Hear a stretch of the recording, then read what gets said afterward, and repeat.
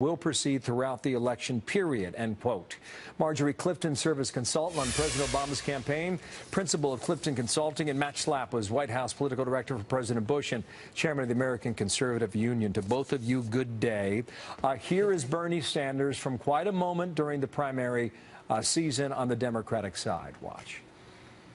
Now, I kind of think if you get paid a couple of $100,000 for a speech, must be a great speech.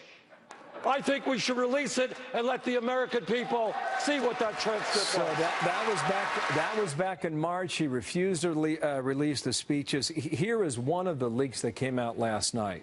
Apparently, she said the following: if everybody's watching, you know, all the backroom discussions and the deals, you know, then people get a little nervous, to say the least. So you need both a public and a private position, end quote. Marjorie, what does this do to her campaign?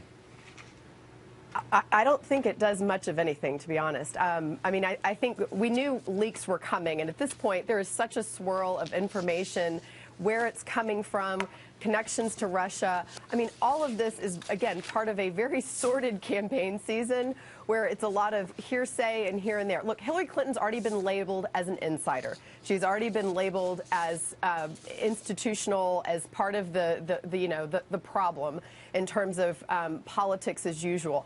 I don't think this changes anything. I think it's more of the same. Matt, how do you react to this? At first blush, you think what? I disagree. We've only seen 1% of the emails. I think voters do make up their mind. Most voters make up their mind, or at least of those that are gettable in the middle, make up their mind at the end here. And I think these types of revelations will have an impact on the voters. I do think the Clinton campaign has many more tricks up their sleeve. I think they're going to be trying to put out as much out against Donald Trump as possible. And it looks like WikiLeaks is going to do the same thing. And, you know, it looks like in this campaign we'll talk about everything except the issues that matter the most about voters. So far, right? I mean, it's been that way. Trump tells the Wall Street Journal zero chance he'll quit. He went on to say, the support I'm getting is unbelievable. Matt, your reaction to the tape, Access Hollywood, Billy Bush, etc. Terrible. I mean, you know, I got 5 daughters. It's terrible. You know, my wife has been in situations where it was hard for her to be an attractive woman on the at the workplace. It's terrible to have these types of statements. And I think for Republicans, you know, it's the you want to condemn this inexcusable talk. But by the same token, you know, we're faced with this, with the other reality, which is if Donald Trump fails to win the presidency, Bill Clinton, 2 for 1. They always say you get 2 for 1 with the Clintons. Hillary Clinton gets elected. Bill Clinton is right back in the Oval Office from whence he was impeached, disbarred, kept from going to the Supreme Court, had to pay $1 million in fees and fines and settlements. It's an unbelievable situation. Marjorie, react to this. It makes me speechless, anyone even defending or considering the idea. What he described was sexual assault. So let's not mince words or be gray about what he was saying. And any woman who has been the recipient of unwanted sexual advances, a married woman, by the way, is who he's describing, is cringing, is physically reacting to what they heard. And I'm horrified. I'm saddened, and I cannot even believe at this point that we are even considering putting him in office knowing what we know. To your point, Bill Clinton they tried to impeach him. They did for impeach his actions. It is a stain. It is a stain. But he is not who we're trying to elect as president. We're trying to elect the first woman president. It's not right.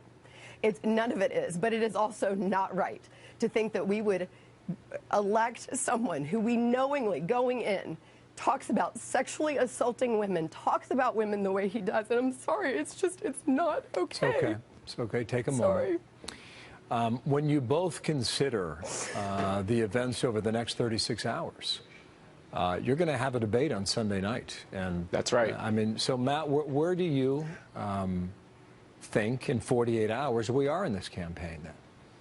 Well, first, I'd like just to say to Marjorie, there's a lot of emotion, and I just want to connect to the fact that I think these statements are repugnant.